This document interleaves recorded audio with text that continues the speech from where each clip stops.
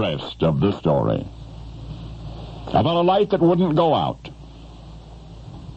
Jimmy Robinson looked forward to Christmas time each year for 1,000 reasons, but for one in particular, the lighting of the old Christmas tree bulb. For of all his parents' holiday decorations, the most special was a strand of Christmas lights with a score of replacement bulbs on it, but one original one. One colored light bulb that had come with the set, which had continued to burn brightly season after season. There was no mistaking that one bulb. It was the very last one on the string. And it was slightly different from the newer ones in shape, in hue, in the aura it gave off, an indefinable, almost magical something about it. So for Jimmy Robinson, Christmas time carried with it a unique anticipation. He and his daddy would bring home their Christmas tree, and Daddy would get out the ornaments and the lights, and then before any other decoration was removed from the big dusty cardboard box, that one old strand of tree lights would be taken out, and as Jimmy held his breath, wishing hard, Daddy would ceremoniously plug in the plug, and each and every season, that last light on the string, that only original bulb left, would light up and shine as brightly as ever before. All of the other bulbs in the set had been replaced, some of them more than once.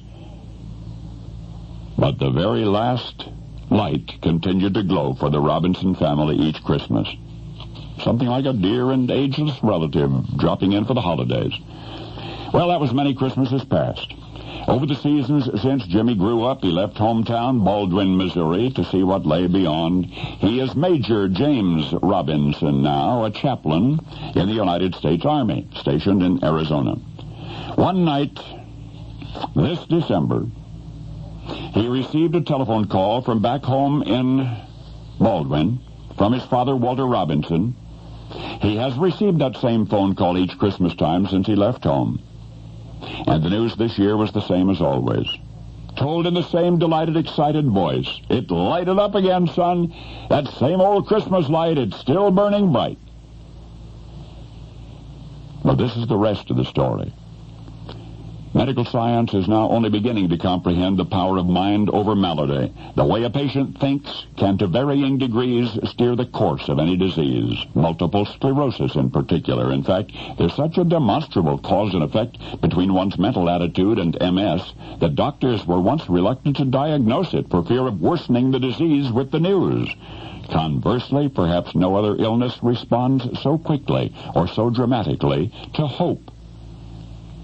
Jim Robinson's dad, Walter, has MS.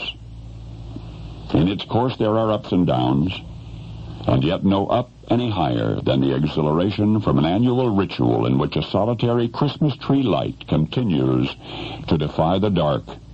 One brave little light ablaze each Christmas, and the one event to which he looks forward all the long year, ever since the strand was purchased by Jim Robinson's grandfather in 1918, 75 Christmases ago.